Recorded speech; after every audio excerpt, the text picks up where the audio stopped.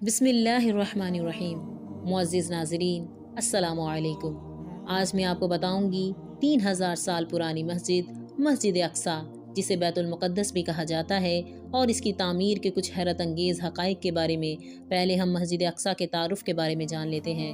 معزز ناظرین، اس مسجد کی تعمیر جنات کے ساتھ ہوئی۔ اس مسجد میں تابوت سکینہ رکھا گیا۔ اس مسجد میں حضرت مریم علیہ السلام کو پھل ملتے رہے، اور اسی مسجد میں رسول اللہ صلی اللہ علیہ وسلم نے تمام انبیاء کرام کی امامت کروائی اور پھر معراج شریف کی طرف روانہ ہوئے۔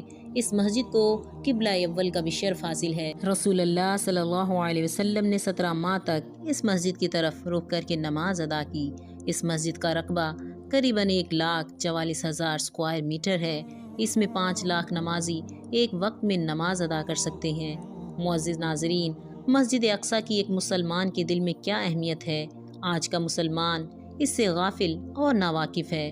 حدیث پاک کا مفہوم ہے، اگر کسی مومن کو بیت المقدس کی سرزمین پر گھوڑے کی ایک رسی جتنی جگہ بھی مل جائے، جس کی بدولت وہ مسجد اقصیٰ کی زیارت سے مستفید ہوتا رہے، تو یہ دنیا و مافیہ سے بہتر ہے۔ معزز ناظرین، اس روایت سے اندازہ کیا جا سکتا ہے کہ ایک سچے مومن کے دل میں بیت المقدس کی کتنی اہمیت ہونی چاہیے، اور مسلمان کو اس کے بارے میں کس قدر احساس ہونا چاہیے۔ معزز ناظرین، اس مسجد کے ساتھ مسلمانوں کا کس قدر جذباتی تعلق ہے، اس سے اندازہ لگائیے کہ بعض اولیاء کرام اللہ تعالیٰ سے یہ دعا معمول کے طور پر مانگتے: اے اللہ، اگر آپ نے ہمارے جسموں کے لیے بیت المقدس کی فتح میں شرکت مقدر نہیں کی، تو ہماری روحوں کے لیے بیت المقدس کی فتح میں شرکت مقدر فرما دیجیے۔ قدس یروشلم کا عربی نام ہے، جسے زمانہ قبل اسلام میں ایلیا بھی کہا جاتا تھا۔ القدس دنیا کا قدیم ترین شہر ہے۔ یہ یہودیوں، عیسائیوں اور مسلمانوں کے ہاں یکساں طور پر متبرک ہے۔ القدس 45 صدیاں پرانا شہر ہے۔ یہاں 4,500 سال قبل عربوں کی ایک شاخ کنانی اور یبوسی آباد تھے۔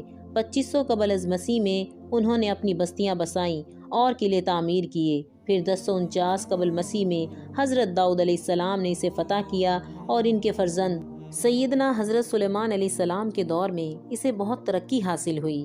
586 قبل مسیح میں اہل فارس کے قبضے میں آ گیا، جب بخت النصر نے یہاں یلغار کی یہودیوں کا قتل عام کیا، اور جو باقی بچ گئے انہیں غلام بنا کر بابل لے گیا۔ پھر اس پر رومی قابض ہو گئے۔ اس کے بادشاہ نے اس شہر کو بالکل تباہ کر دیا اور یہاں نیا شہر ایلیا کے نام سے بسایا۔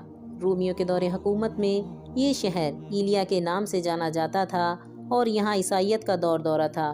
قسطنطین بادشاہ کی والدہ ملکہ ہیلانا نے 335 عیسوی میں یہاں وہ مشہور گرجا گھر تعمیر کیا جو کنیسۃ القیامتہ کے نام سے مشہور ہے، اور 614 عیسوی میں اہل فارس یہاں دوبارہ قابض ہو گئے اور یہاں کے گرجاؤں اور عبادت خانوں کو لوٹ کر ویران کر دیا۔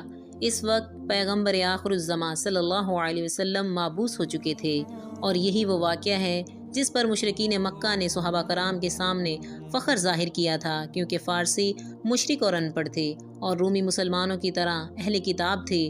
لیکن قرآن کریم نے پیش گوئی کی کہ عنقریب رومی ظاہری اسباب کے بغیر دوبارہ اہل فارس پر غالب آ جائیں گے۔ چنانچہ یہ پیش گوئی سچ ثابت ہوئی، اور ہرقل نے 627 عیسوی میں اہل فارس کو غیر متوقع شکست دے کر یہ شہر فتح کر لیا، اور پھر یہاں دوبارہ عیسائیت کا غلبہ ہو گیا۔ القدس کو مسلمانوں میں سب سے پہلے حضرت سیدنا عمر فاروق رضی اللہ تعالیٰ عنہ نے فتح کیا۔ پھر عرصہ دراز تک یہ مسلمانوں کے پاس رہا۔ اموی اور عباسی خلفاء کے دور میں اسے خوب عروج و ترقی ملی۔ 11ویں صدی عیسوی میں یورپی عیسائیوں نے اس پر قبضہ کر لیا، اور حضرت عمر فاروق رضی اللہ تعالیٰ عنہ کے سلوک کے برعکس وہ مظالم ڈھائے جو ان کی انسانیت سے دوری، کم ظرفی اور جہالت کی عداوت کے طور پر یاد رکھے جاتے ہیں۔ مسلمانوں کی کثیر تعداد کو مسجد اقصیٰ میں لا کر ذبح کیا گیا۔ مسجد میں گھوڑوں کا استبل بنایا گیا، جسے استبل سلیمان کے نام سے پکارا جاتا تھا۔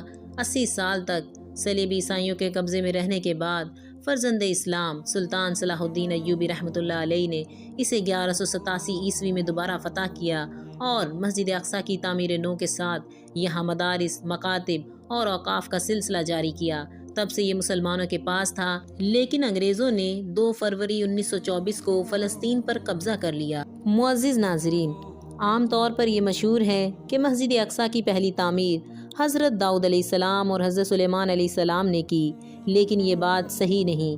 بخاری شریف میں حضرت ابو ذر غفاری رضی اللہ تعالیٰ عنہ کی صحیح روایت موجود ہے کہ بیت اللہ اور مسجد اقصیٰ کی تعمیر میں 40 سال کا فاصلہ ہے، اور بیت اللہ کی تعمیر ابتدا میں حضرت آدم علیہ السلام نے حکم الہی سے کی۔ حضرت ابراہیم علیہ السلام نے انہی کی قائم کردہ بنیادوں پر تعمیر نو کی۔ اس حساب سے بیت المقدس کی اولین تعمیر حضرت سیدنا داؤد علیہ السلام اور حضرت سلیمان علیہ السلام سے بہت عرصہ قبل ہو چکی تھی۔ اس طرح یہودیوں کا یہ دعویٰ ہی سرے سے بالکل باطل ہو چکا ہے کہ یہاں حضرت سلیمان علیہ السلام نے سب سے پہلے ہیکل سلیمانی تعمیر کیا۔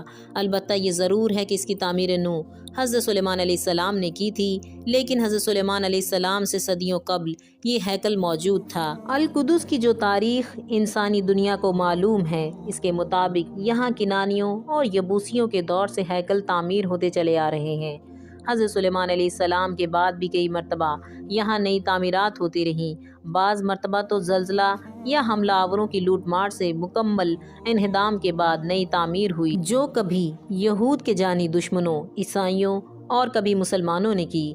تو یہودی کس کی وراثت کا دعویٰ کریں گے؟ ایک طویل عرصہ تک تو یہاں ایسا گزرا ہے کہ یہاں تباہ شدہ ملبے کے علاوہ کچھ نہ تھا۔ اس کی تفصیل یہ ہے کہ بنی اسرائیل کو اللہ تعالیٰ نے جب ان کی بدعمالیوں کی بنا پر سزا دینی چاہی تو 6 صدی عیسوی قبل از مسیح کے اوائل میں بابل کے حکمران بخت النصر نے یروشلم کو تباہ کر کے پیوند زمیں کر دیا، اور یہودیوں کے مذہبی صحیفے آتش نظر کر کے 1 لاکھ یہودیوں کو قید کر کے بابل لے گیا۔ سورہ بنی اسرائیل کے شروع میں اس واقعے کی طرف اشارہ موجود ہے۔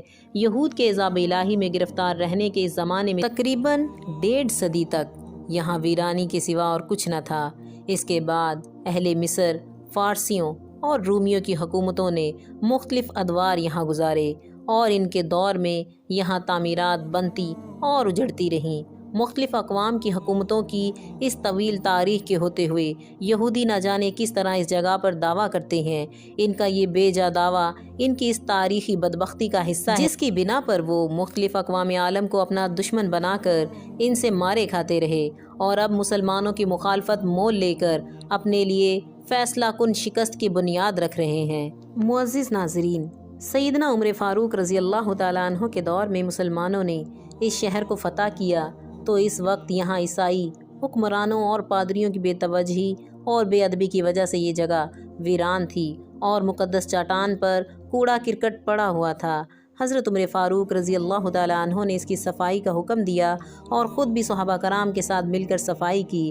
مسند احمد کی صحیح روایت میں ہے کہ آپ نے حضرت کعب الاحبار رضی اللہ تعالیٰ عنہ سے پوچھا کہ کہاں نماز پڑھوں؟ انہوں نے فرمایا کہ آپ میرا مشورہ سنتے ہیں تو چٹان کے پیچھے کھڑے ہو کر نماز پڑھیں تاکہ سارا قدس آپ کے سامنے ہو۔ حضرت عمر فاروق رضی اللہ تعالیٰ عنہ نے فرمایا کہ یہ آپ نے یہودیوں سے ملتی جھلتی بات کی، میں تو وہاں نماز پڑھوں گا جہاں رسول اللہ صلی اللہ علیہ وسلم نے نماز پڑھی تھی۔ چنانچہ آپ حرم کے قبلہ والی جانب گئے اور براق باندھنے کی جگہ کے قریب فاتحین صحابہ کے ساتھ نماز پڑھی۔ معزز ناظرین، پھر آپ نے یہاں مسجد کی تعمیر کا حکم دیا۔ یہ مسجد کھجوروں کے تنوں اور پتوں سے تعمیر کی گئی۔ اموی دور خلافت میں جب مرکز خلافت شام میں تھا تو بیت المقدس کو خاص اہمیت حاصل ہوئی، اور اموی خلیفہ ولید بن عبد الملک نے مسجد اقصیٰ کی نئی تعمیر کی۔ یہ تعمیر حضرت عمر فاروق رضی اللہ تعالیٰ عنہ کے تعمیر کردہ مقام پر تھی، اور ان کی مسجد اس نئی مسجد کے اندر آ گئی۔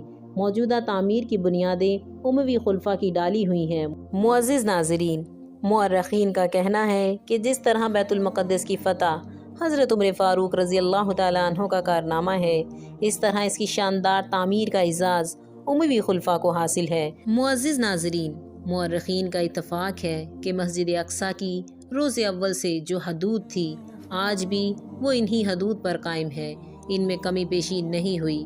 مسجد اقصیٰ کا اطلاق اس پورے کتاب پر ہوتا ہے جس کے گرد یہ فصیل موجود ہے، لیکن کبھی صرف اس خاص حصے کو بھی مسجد اقصیٰ کہہ دیتے ہیں جو اس 4 دیواری کے اندر نماز کے لیے مخصوص ہے۔ فصیل میں سے جو اندر داخل ہونے کے 14 دروازے ہیں، ان میں سے 10 دروازے آج بھی زیر استعمال ہیں، لیکن 4 دروازے سلطان صلاح الدین ایوبی رحمۃ اللہ علیہ نے حفاظتی نقطہ نظر کے تحت بند کر دیے تھے۔ مسجد کے آخر میں کشادہ برآمدہ ہے۔ برآمدے میں 7 دروازے ہیں۔ اس کے آگے وسیع صحن ہے۔ اس صحن میں مختلف چھوٹی چھوٹی عمارتیں ہیں جن میں یادگار کے طور پر تعمیر کیے گئے قبے، چبوترے، اذان کے مینار، پانی کی سبیلیں، کنویں، برآمدے اور محرابی دروازے ہیں۔ ان عمارتوں میں سب سے بڑی اور نمایاں عمارت چٹان والے گنبد کی عمارت ہے۔ افسوس کہ آج ہم اس تاریخی مقامات کی دید سے محروم ہیں۔ اس صحن میں جمعہ و عیدین کی روح پرور اجتماعات ہوتے ہیں۔ مسلمانوں کی یہاں نماز کی ادائیگی میں یہود اپنے لیے نہایت رسوائی محسوس کرتے ہیں، لہٰذا وہ کبھی یہاں آگ لگا کر اور کبھی مسجد اقصیٰ کے نیچے سرنگیں کھود کر اور کبھی اپنے ہیلے بہانوں سے اس کے انہدام کی کوشش کر رہے ہیں، اور مسجد اقصیٰ کی سوگوار فضا سارے عالم کے مسلمانوں سے عہد وفا کی تکمیل کا تقاضا کر رہی ہے۔ معزز ناظرین، ہر مسلمان کو چاہیے کہ وہ اپنا محاسبہ اس جذبے سے کرے کہ اس کے دل میں مسجد اقصیٰ یا بیت المقدس کے لیے کتنی اہمیت اور محبت موجود ہے۔ اللہ تعالی ہم سب پر رحم فرمائے اور مسجد اقصیٰ کی حفاظت فرمائے، آمین۔ معزز ناظرین، ہماری آپ سے گزارش ہے کہ آپ اپنے خیالات اور تاثرات ہمارے ساتھ کمنٹس میں شیئر کریں، اپنی رائے دیں، سبسکرائب کریں اور گھنٹی کو دبانا نہ بھولیں تاکہ ہماری آنے والی ہر نئی ویڈیو آپ کو مل سکے۔ تب تک کے لیے اللہ حافظ۔